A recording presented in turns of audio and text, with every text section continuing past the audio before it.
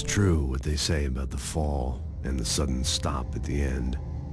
I'd lain here in the snow while the lurid chain of scenes that had led me here kept playing in my head. A rerun of my own private snuff movie. A memory of my corpse. Alone at my own wake. Thinking in metaphors again.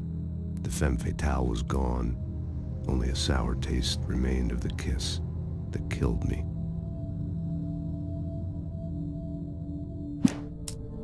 This was a late goodbye. 13 years after I'd gotten my revenge, it had finally caught up with me. It had been a long time to bear the pain. My blood painted the snow red. A gruesome slushy dissolved all the scattered painkillers and leisurely dripped down to the sewer, mingling with the bile of the city, becoming one with it. I can see them now, my wife and my baby. Honey, I'm home.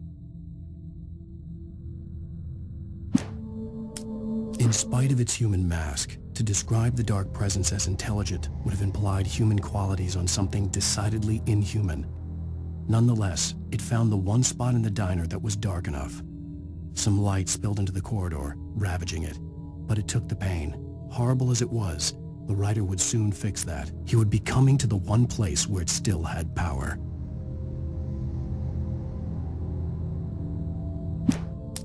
The kidnapper fired his gun one last time, and the shadow vanished into the darkness it had come from.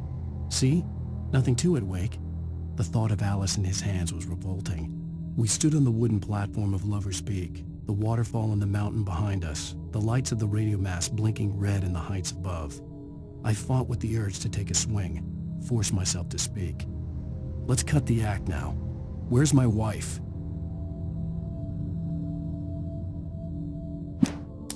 Alice looked through the viewfinder, lining up the shot. Cauldron Lake was breathtaking. Something caught her eye. A figure standing in the shadows behind the cabin, like a thin woman in a black dress.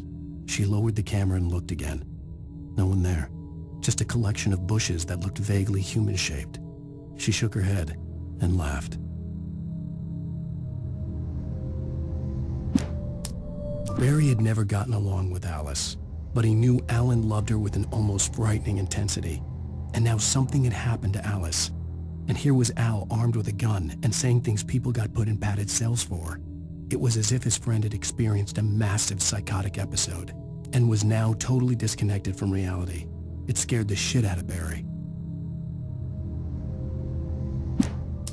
The air in the visitor center was heavy with an awful smell, as if some rotten drowned thing had crawled up from its grave. Rusty kept coughing blood. My eyes were drawn to the twisted shape of his broken leg. The attack had been vicious. Max whined in his cage. Rusty's eyes were wild with fear and terror. He gasped. "Mr. Wake, it happened just the way it was on that page." The visitor center was sturdy, but the impact turned the front of the building into splinters. Rusty was thrown across the lobby like a rag doll and hit the far wall hard. It didn't hurt until he tried to move and saw his leg bend the wrong way, felt the broken ribs stabbing him on the inside. Rusty howled in pain and fear, suddenly afraid to die alone. At the last instant, I changed direction and threw myself down. The axe splintered the trunk of a tree. I stumbled into the pool of bright light. My lungs burned. I was too exhausted to move. I tensed as I waited for the killing blow, but it never came. I raised my head. Nothing moved in the darkness beyond. For the moment, bathed in the cold light, I was safe. In that last instant of consciousness, Rusty thought about Rose. He was older than she was. Rose was barely out of her teens, but she made him feel young and forget what a train wreck his long-dead marriage had been. He still wore the ring. He'd been waiting for her to tell him to take it off. Now she never would.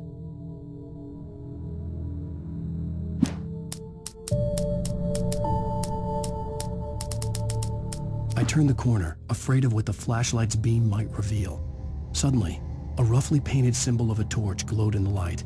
Behind it, hidden by a rock, sat a battered metal trunk. It was here for a reason, packed with supplies, batteries, flares, ammo. things you need to make it through the darkness of the night. Something left behind by someone who knew what I knew, and more. Agent Nightingale didn't want to be in Bright Falls. These little communities revolted him, and he didn't like the trees or the coffee. He now knew that impossible horrors lurked behind the storefronts and smiles. He desperately wanted to turn the car around and just drive until he passed out or ran out of road and booze. But he had a job to do. He had a rider to catch, at any cost. On more than one occasion, Alice had tried to explain to me how it felt to be afraid of the dark. To her, darkness wasn't simply the absence of light, but something more tangible than that.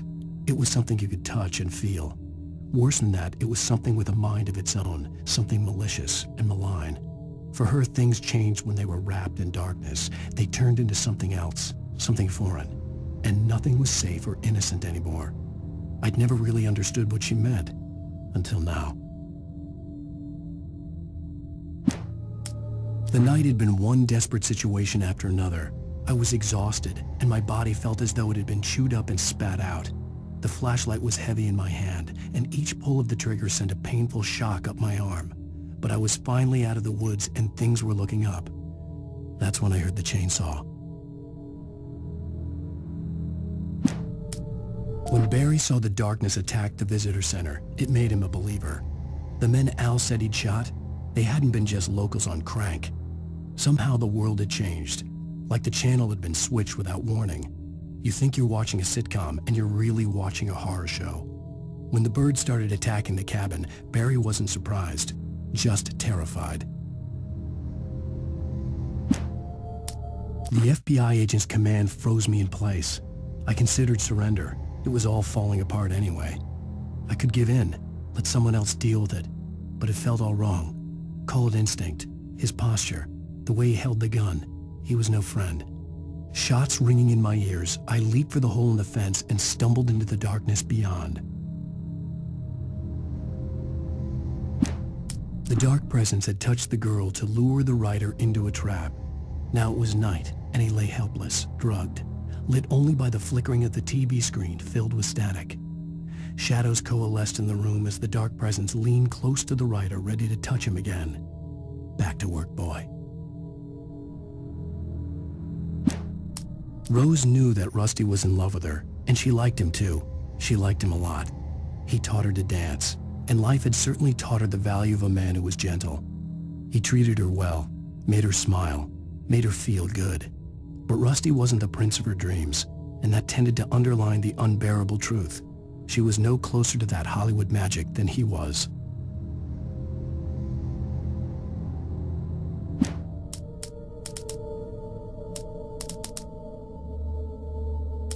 Nobody in Bright Falls seemed to know where Al was, but Rose, the waitress at the diner, had seen him. From what Barry could tell, Al pretty much fell off the face of the earth when he left the diner. Rose was just the kind of fan that Al hated, but she really tried to help. She was smart too, knew a lot about what was going on in the town, knew a lot about Al, even knew who Barry was. Barry liked her. That was no big surprise. When it came to women, Barry and Al rarely saw eye to eye. Sarah didn't care about the legal threats Wake's agent had made. She let Wake go without argument, because there was something about him she couldn't quite put her finger on, something that reminded her of her father. She didn't think Wake would hurt his wife. Then she thought about the way he waded into Hartman, that hair-trigger rage flaring up without warning. The logging site was a mess. The modular office had been pushed off the cliff. Deputy Thornton climbed up from the wreckage excited, breathing hard from the exertion. Nobody there. It's weird. Don't you think that's weird? Bored, Mulligan let out a mighty snort. Hell, it's always weird, Thornton. Just a question of sorting out what kind of weird it is this time around. Shadows stirred and the wind picked up as I ran through the forest. I felt the dark presence turning its gaze toward me. Then the moonlight was blotted out by dark shadows that raced violently across the ground, moving too swiftly to be natural. Darkness gathered between the trees and melted again to reveal the Taken. No natural path had brought them here. There was no misunderstanding. Cauldron Lake was where Alice and I had stayed, but there was no cabin and no island. I was missing a week. What had happened to me? What had happened to Alice? I had to get her back. I couldn't face life without her.